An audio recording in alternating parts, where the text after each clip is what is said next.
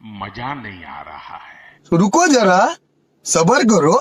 उदित राज जी, जिस मुद्दे को विपक्ष ने इतना उठाया हुआ है उसमें जनता तो मोदी जी के साथ है।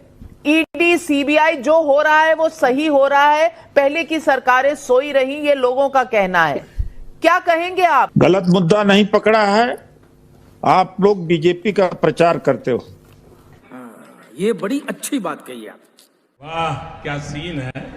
कोई सच्चाई नहीं होती है, सर्वे वर्वे सब बेकार की चीजें हैं, क्योंकि कर्नाटक के चुनाव को प्रभावित करना आपके चैनल के बारे में सब पता है कि आप लोग मैनेज करते हैं, और चाहे देश बर्बाद हो जाए आपकी चिंता नहीं। शाबाश बेटा। कितने बार आपने ये चलाया जो राहुल जी ने पूछा कि सेल कंपनियां जो मॉरिशस में बनी हुई हैं वो कहाँ से पैसा है, और ये जितने सवाल अडानी के ऊपर पूछे गए हैं, जो लूट है कितना आपने किया है।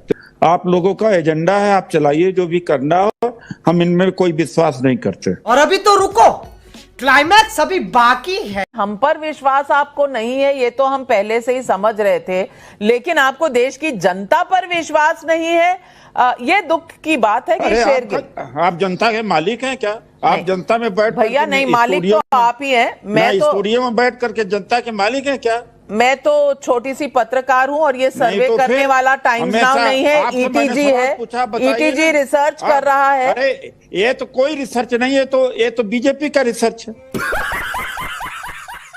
क्या रिसर्च है? मोदी जी ने एक बार जवाब दिया अडानी के सवाल पर जो पूछा गया स्पेसिफिक है, एक जवाब मुंह खोला उन्होंने। चीन के बारे में कितना आपने किया है?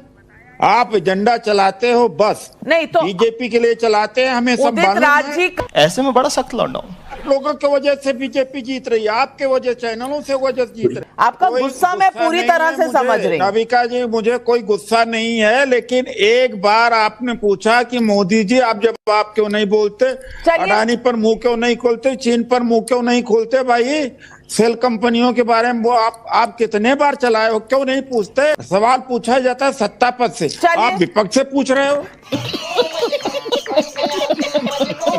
भले ही इस आपके सर्वे में लोगों ने अशरफ और उसके मारने की तारीफ कर दी हो, महत्वपूर्ण सवाल यह है कि फुल पब्लिक ग्लेयर में, पुलिस की मौजूदगी में, पुलिस की कस्टडी में, कैमरे के सामने मर्डर हो रहा है और योगी सरकार उसको असफलता नहीं मानती है और कह रही है कि माफिया खत्म कर दिया।